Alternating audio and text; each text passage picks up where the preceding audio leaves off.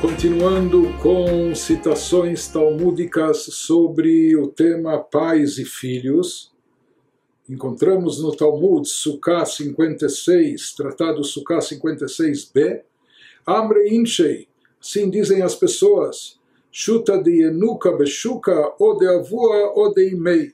Aquilo que uma criança fala fora, na rua ou onde se encontra, isso reflete, são ou palavras do seu pai ou palavras da sua mãe.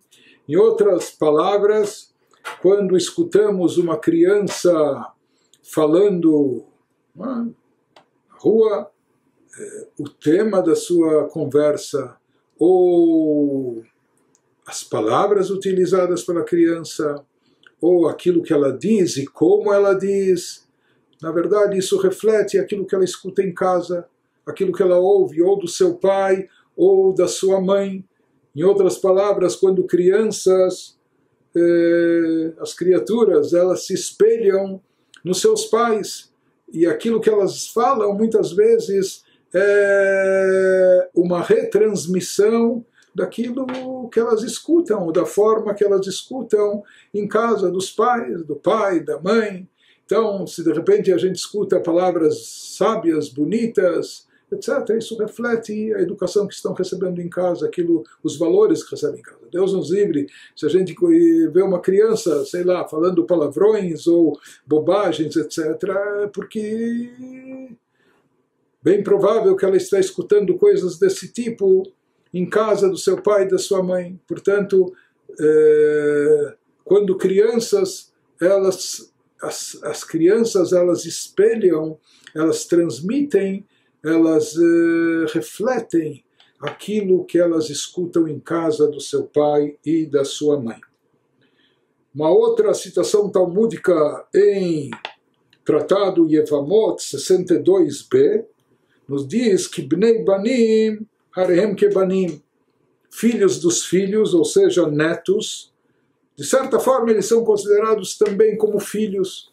Ou seja, uma pessoa vê os seus netos como uma extensão sua e como se fossem filhos seus também.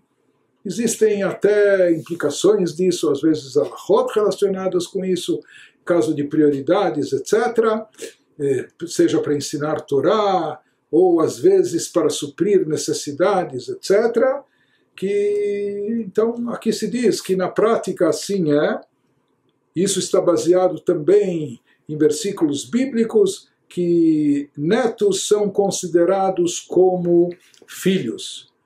No Tratado Sanhedrin 104a, nós encontramos os nossos sábios nos dizendo que Bra Mezake Abba.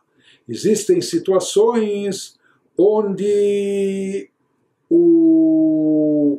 o filho beneficia o pai. Ou seja, às vezes o pai se engrandece graças ao filho. Então existem situações onde, em geral, nós conhecemos mais ou imaginamos que o pai está na posição de dar. Ele tem mais idade, mais experiência. Quando a criança ainda está na tenra infância, não há dúvida que ela recebe e os pais dão.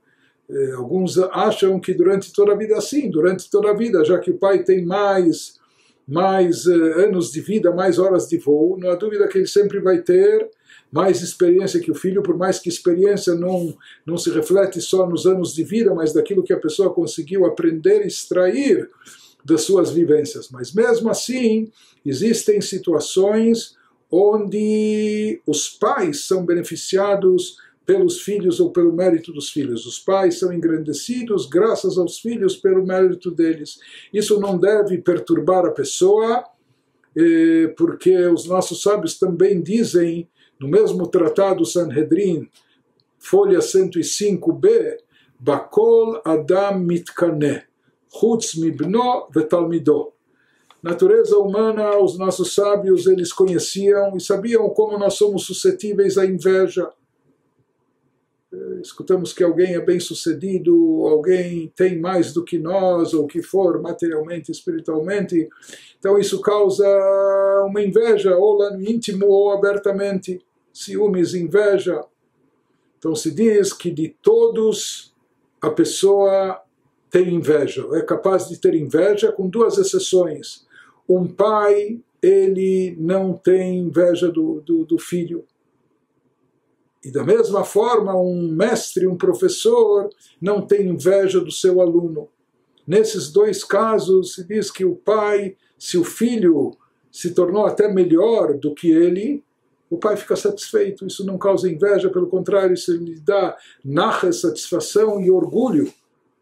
Isso lhe dá prazer. E a mesma coisa também um professor, um mestre, se ele tem um aluno que, graças a Deus, cresceu, se destacou e se tornou bem mais conhecedor, erudito, sábio do que ele, o mestre vai ficar satisfeito e orgulhoso. Eu fui professor dele uma vez, hoje ele me superou, não tem problema.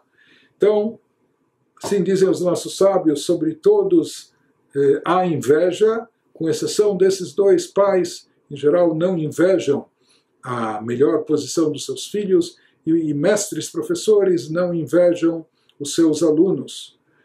E uma coisa curiosa, falando sobre filhos, que é trazida no Talmud, baseado em fontes bíblicas, Rov banim domim lachei aem.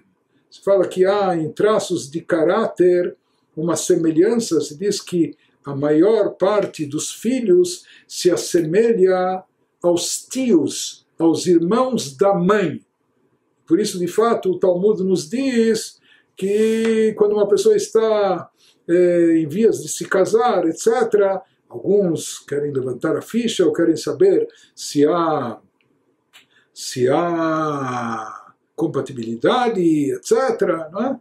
Então, alguns sábios nossos até recomendavam, verifique quem são os irmãos da noiva ou da futura mãe, porque muitas vezes, assim diz o Talmud, Baba Batra 110a, que muitas vezes, na maioria das vezes, em termos de caráter, etc., os filhos se assemelham aos irmãos da mãe.